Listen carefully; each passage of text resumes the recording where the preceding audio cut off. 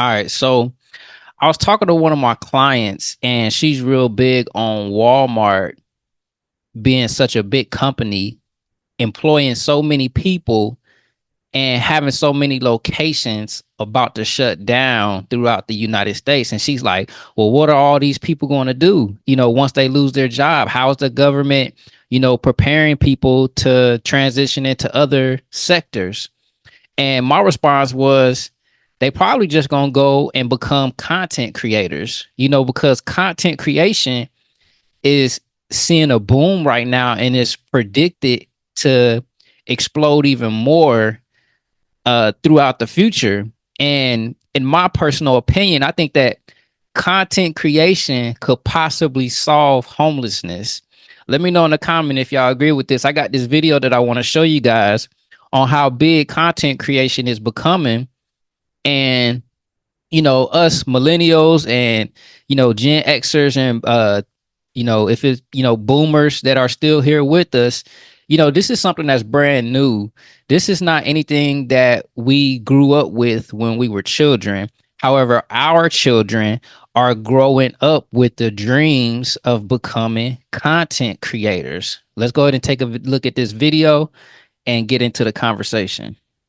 Have expressed interest in pursuing a career as a YouTuber or social media influencer. New programs are now teaching kids those skill sets needed to become online content creators, and they are increasingly popular. Let's bring in Angèle Kristen, an associate professor of communication at Stanford University. So what explains? So I always try to tell people when, I have clients sitting in my chair about how big content creation is becoming, because so many people that I see, so many people that I talk to, while they are at their job of employment or their place of employment, a lot of people, they say, well, hey, I need a second job, or I need a second way to make some income. A lot of times people will say things like, I'll go ahead and Uber or Lyft, or I'll go ahead and start creating content. And if content creation starts making more than my place of employment, then I'll quit this place. And become a full-time content creator so that I can, work for myself, work wherever I want to. And you guys see that that's kind of already started transitioning a little bit with the whole work from home thing. When the pandemic went into effect, people started working from home, and now people don't want to leave home anymore. And I wouldn't be surprised if people don't want to leave home because, they realize they can do things like Uber and create content and actually make more money doing that than they can at their place of employment. And so, let's continue watching this video. I got some things that I want to say to you guys, though. Is the emergence of these young content creators? Well, if you think about it, the content creator industry is now worth more than $250 billion. This is an industry where you can, it seems that you can make massive profits in a short amount of time. And so it's not a surprise that, given that it seems possible for anyone to become a content creator, a lot of kids and a lot of families are thinking about careers in the content creation industry. And see, the reason why that's the case is because content creation is built on garnering attention, grabbing the attention of the people. And if you think about how the content creation model works in terms of generating attention with the content that you create, and then allowing an advertiser to place an advertisement on the content that you made to reach the attention that you've been able to garner, they will pay you for that. And these platforms like YouTube and social Facebook and Twitter and TikTok, these are the platforms that have, in a sense, set this system up for us, set this business model up for us. And one of the reasons why I say that I think this might be able to solve homelessness is because there's no barrier to entry.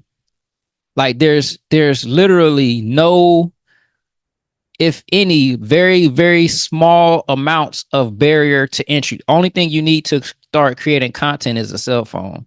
Imagine a homeless person, living out on the streets, you know, asking people for money, digging in the trash can, but at the same time, was able to record the content and post it on the platform.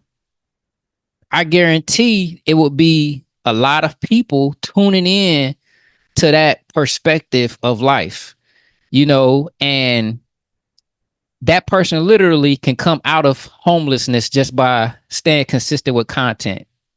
And they got plenty of time on their hands. So I literally, without a doubt, think that content creation can solve homelessness.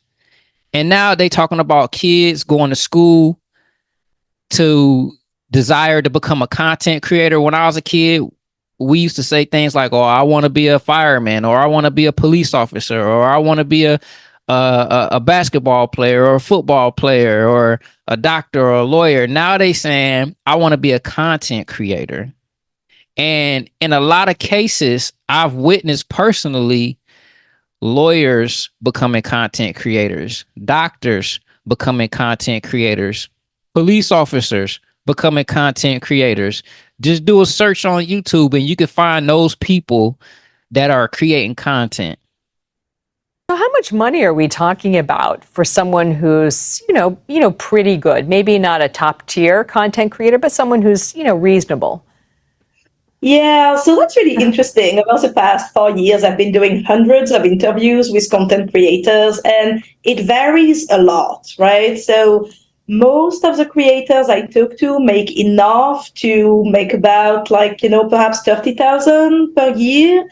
Usually they keep a daytime job just because it's not quite enough to go full time, but most of them are looking to become full-time content creators. Now, of course, it's a winner take all.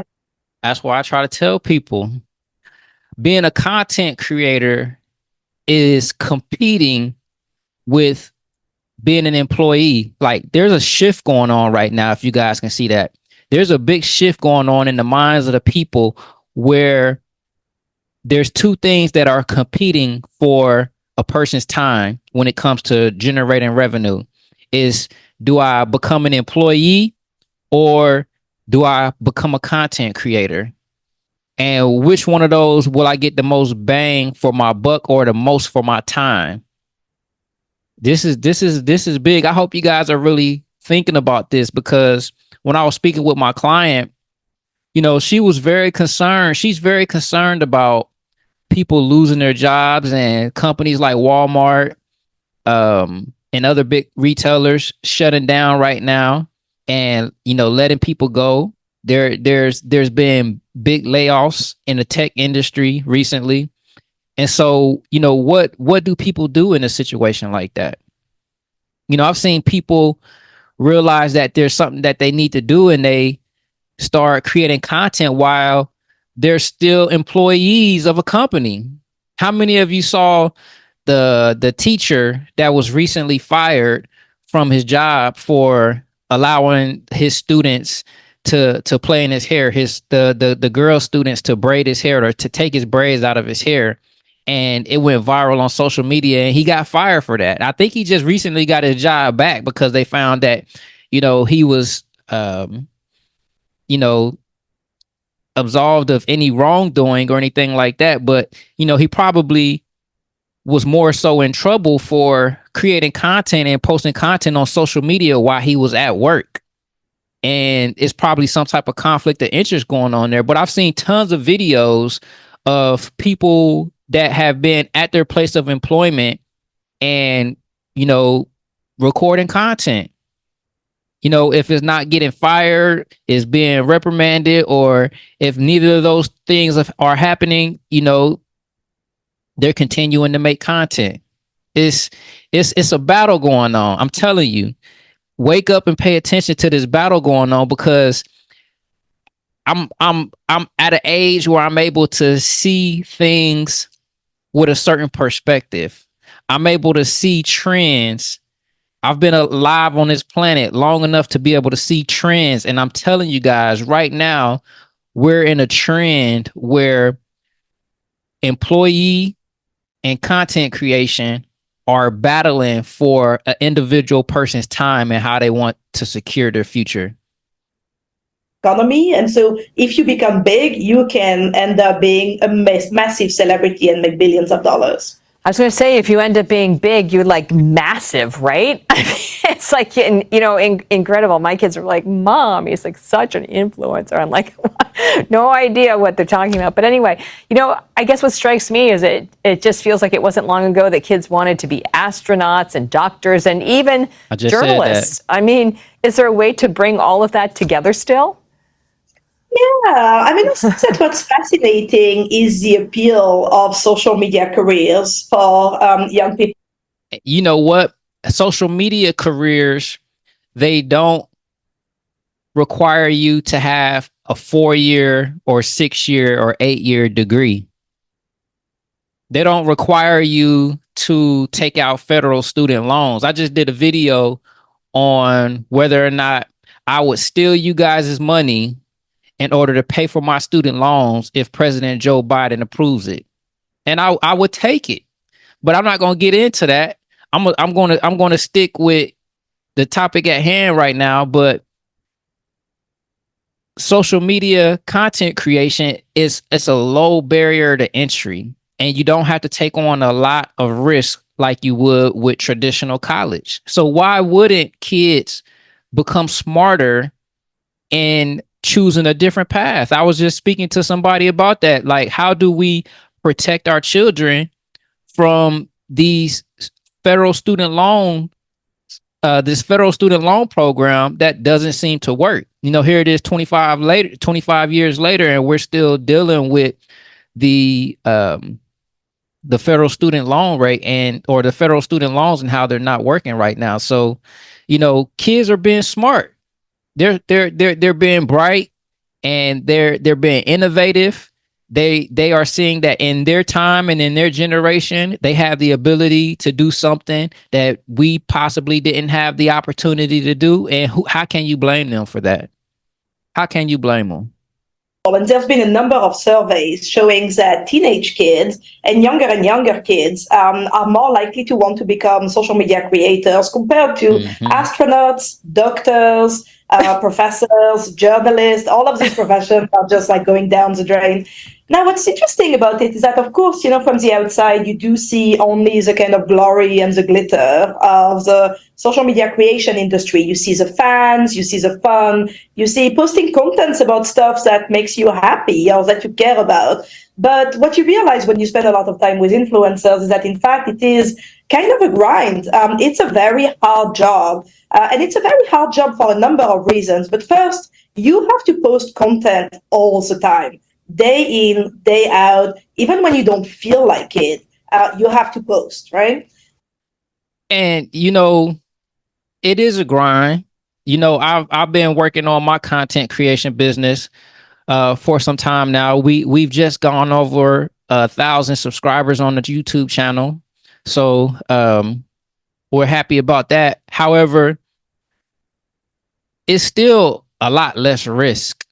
You take on less debt when you become a content creator, and the rewards are much more than any employer would want to pay you if you were to become a content creator. So, kids are going to see that. They're going to out, weigh the good and weigh the bad, and they're going to realize that content creation is not a bad choice. Now, the question is where do we go from here? In terms of content, the creator economy, becoming the dominant economy. This is my theory. I think that in the future, people are going to have to pay bills. They're going to say things like, "Oh, I need to make my rent payment. Let me go make some content." Or I need to pay my light bill. Let me go make some content. I need to make my car payment. Let me go make some content. Because there's always going to be a business that's trying to position themselves in front of an audience. There's always going to be a business that's trying to position themselves in front of an audience. And if the content is there, they have somewhere to put themselves. And there's no cap on attention. There's no cap on attention. Attention is infinite. If you just have to go where the attention is. Once we go into the metaverse, and advertisement can just pop up in the air, right in front of your face, or over there in your living room, or over there, on the wall, and there's an infinite amount of space where an advertisement can go. It's gonna be a wrap. It's gonna be a wrap, because right now advertisements can only show up on the news feed. Advertisements can only show up on your For You page or your news feed.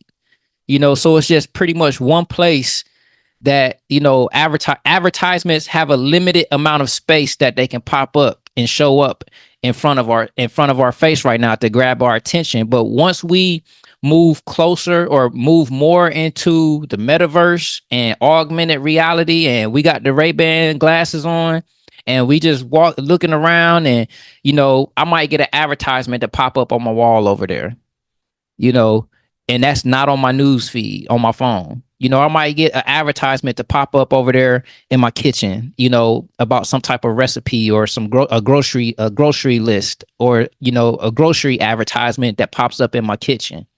These are the type of things that I can see that we're trending toward, and I hope that you guys can see it too, because we all have to be prepared for this shift into the creator economy.